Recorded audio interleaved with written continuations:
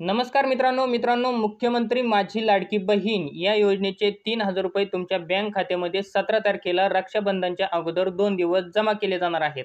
आता परंतु मित्रांनो, यामध्ये तुमच्या 2 अटी पूर्ण असतील किंवा तुम्ही त्या 2 अटीमध्ये बसत असाल तरच तुमच्या बँक खात्यामध्ये हे पैसे जमा होणार आहेत.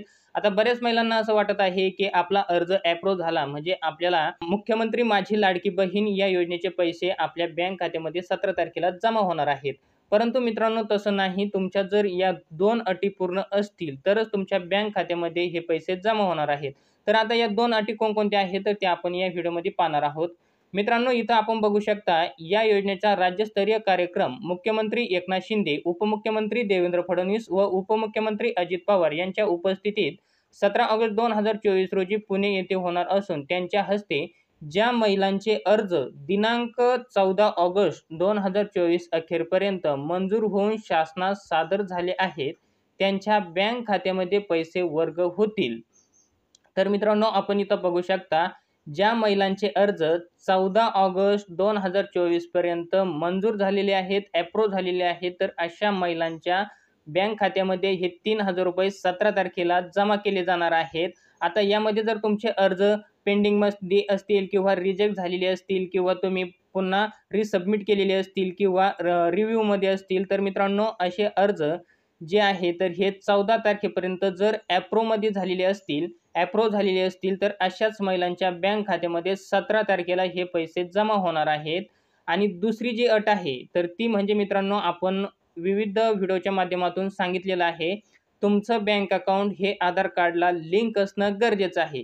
आता तुमचं बँक अकाउंट हे आधार कार्डला लिंक असेल तरच तुमच्या बँक खात्यामध्ये 17 तारखेला 3,000 रुपये जमा केले जाणार आहेत, अन्यथा एकही रुपया तुम्हाला भेटणार नाही.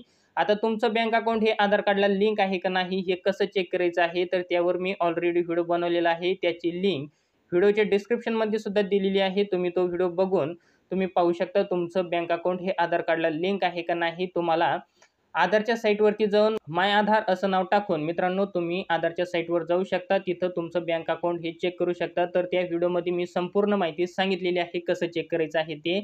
आता तुमचं बँक अकाउंट हे आधार कार्डला लिंक असेल तर काही प्रॉब्लेम नाही. परंतु मित्रांनो, तुमचं बँक अकाउंट जर आधार कार्डला लिंक नसेल तर तुम्हाला तुमच्या ज्या बँकेमध्ये खातं आहे, नॅशनलाइज कोणतीही बँक असो, ज्या बँकेमध्ये तुमचं खातं आहे तर त्या बँकेमध्ये जायचं आहे आणि तिथल्या अधिकारी कर्मचारी यांना सांगून तुमचं बँक अकाउंट हे आधार कार्डला म्हणजे आधार सीडिंग करून घ्यायचं आहे.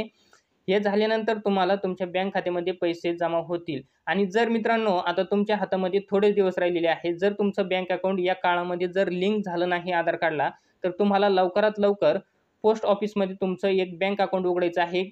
ते 2 ते 5 मिनिटांमध्ये तुमचं तिथं ते अकाउंट ॲक्टिव्हेट होतं आणि त्यानंतर तुम्हाला जे काही मुख्यमंत्री माझी लाडकी बहीण योजनेचे पैसे आहेत तर ते तुमच्या बँक खात्यामध्ये जमा केले जातील. तर मित्रांनो, तुमच्यासाठी हा व्हिडिओ अतिशय महत्त्वपूर्ण होता. तुम्हाला जर हा व्हिडिओ आवडला असेल तर चॅनलला लाईक, शेअर, सबस्क्राईब नक्की करा. पुन्हा भेटूया अशाच एका नवीन माहितीसह नवीन व्हिडिओमध्ये. तोपर्यंत धन्यवाद मित्रांनो. जय हिंद, जय महाराष्ट्र.